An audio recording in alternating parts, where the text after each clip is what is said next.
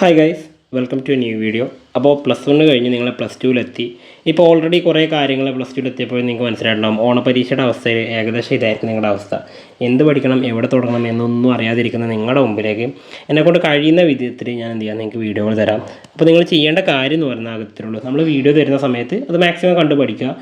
നിങ്ങളോട് like അടിക്കാനോ share ചെയ്യാനൊന്നും പറയുന്നില്ല, നിങ്ങൾ പഠിച്ചെടുക്കുക. അത് പരീക്ഷയ്ക്ക് എഴുതുക, വൃത്തിയായിട്ട് എഴുതിയിട്ട് മാർക്ക് സ്കോർ ചെയ്യുക. കാരണം എന്ന് പറയുന്നത് നിങ്ങൾക്കറിയാം, ഓണപരീക്ഷ എന്നല്ല, ഏതൊരു പരീക്ഷയും, ഓണപരീക്ഷയാവട്ടെ, ഇനി ക്രിസ്മസിന് വരാൻ പോകുന്ന പരീക്ഷയാവട്ടെ, ഇനി അതല്ല നമ്മുടെ മോഡൽ എക്സാം ആവട്ടെ, ഇതിലൊക്കെ നിങ്ങൾ എത്ര മാർക്ക് വാങ്ങിയാലും ഇല്ലെങ്കിലും ഒരു കുഴപ്പമില്ല. പക്ഷേ ഒരു കാര്യം ശ്രദ്ധിക്കുക, നമ്മുടെ മാർച്ച് മാസം, അതായത് മാർച്ച് മാസം 2025 നമുക്ക് ഫൈനൽ എക്സാം വരും.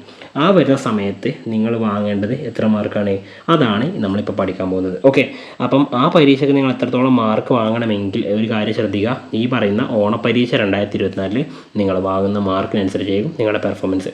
ഓക്കെ, അപ്പോൾ നമുക്ക് പരീക്ഷയ്ക്ക് വേണ്ടി പഠിക്കാനുള്ളത് ആകെ ഇപ്പോൾ സിലബസ് ഗവൺമെൻറ് തന്നിട്ടുള്ളത് മൈക്രോ എക്കണോമിക്സ്. നമുക്കറിയാം 2 പുസ്തകങ്ങൾ പഠിക്കാനുള്ളത് അല്ലേ. ഒന്നേതാണുള്ളത്, മാക്രോ എക്കണോമിക്സ് ആണ് നമുക്കുള്ളത്. അപ്പോൾ മാക്രോ ചില സ്കൂളുകളിൽ എന്ത് ചെയ്തിട്ടുണ്ടാവും, മാക്രോയിൽ 1-2 ചാപ്റ്റേഴ്സ് പഠിപ്പിച്ചിട്ടുണ്ടാവും, അതിൻ്റെ കൂടെ മൈക്രോയിൽ 1, 2, 3 പഠിപ്പിച്ചിട്ടുണ്ടാവും. പക്ഷേ ഗവൺമെൻറ് ഉത്തരവ് പ്രകാരം നമുക്ക് ഇങ്ങനെയൊന്നും പഠിക്കേണ്ട കാര്യമില്ല. ഏതൊക്കെ പഠിച്ചിട്ടുള്ളൂ, ഈ പറഞ്ഞിരിക്കുന്ന 1, 2, 3 ചാപ്റ്റേഴ്സേ പഠിക്കാൻ പറഞ്ഞിട്ടുള്ളൂ.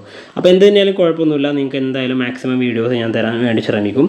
അപ്പോൾ നിങ്ങൾ ആകെ ചെയ്യേണ്ട ഒരു കാര്യം എന്ന് വെച്ചാൽ ഇതെടുത്ത് പഠിക്കുക എന്ന് മാത്രം ചെയ്താൽ മതി. ഓക്കെ, അപ്പോൾ നമുക്ക് നോക്കാം. ഫസ്റ്റ് ഓഫ് ഓൾ നിങ്ങൾ പഠിക്കേണ്ടത് മൈക്രോ എക്കണോമിക്സിൽ ആദ്യം പഠിക്കേണ്ട കാര്യം എന്ന് പറഞ്ഞാൽ ഫസ്റ്റ് ചാപ്റ്റർ ആണോ, ഇൻട്രൊഡക്ഷൻ ടു മൈക്രോ എക്കണോമിക്സ് എന്ന് പറഞ്ഞാൽ വളരെ ചെറിയൊരു ചാപ്റ്ററാണ്. നിങ്ങൾക്ക് പഠിക്കാനുള്ള ഏറ്റവും ഈസി ആയിട്ടുള്ളൊരു ചാപ്റ്റർ എന്ന് പറഞ്ഞാൽ ഈ പറഞ്ഞ ഇൻട്രൊഡക്ഷൻ ടു മൈക്രോ എക്കണോമിക്സ് എന്ന് പറഞ്ഞാൽ മൈക്രോ എക്കണോമിക്സ് എന്താണ് നിങ്ങളെ പരിചയപ്പെടുത്തുകയാണ് ചെയ്യുന്നത്.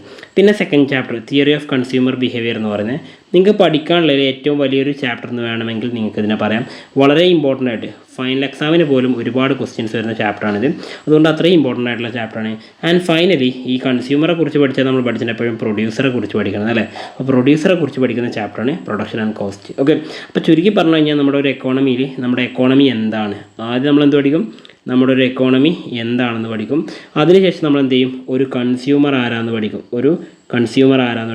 അതിനുശേഷം നമ്മളൊരു പ്രൊഡ്യൂസർ ആരാന്ന് പഠിക്കും. ഓക്കെ, അപ്പോൾ നമ്മുടെ എക്കോണമിയുടെ ബേസിക് കാര്യങ്ങൾ നിങ്ങൾ പഠിക്കണം എന്നൊരു ലക്ഷ്യത്തോട് കൂടിയിട്ടാണ് എന്ത് ചെയ്യുന്നത്, ഈ 3 ചാപ്റ്ററും ഡിസൈൻ ചെയ്തിട്ടുള്ളത്. ഓക്കെ, അപ്പോൾ അത് 3 വെച്ചിട്ട് നിങ്ങൾ പഠിക്കേണ്ടത്. അപ്പോൾ എല്ലാവർക്കും ഓണാശംസകൾ ഞാൻ വിശ്വസിക്കുകയാണ്.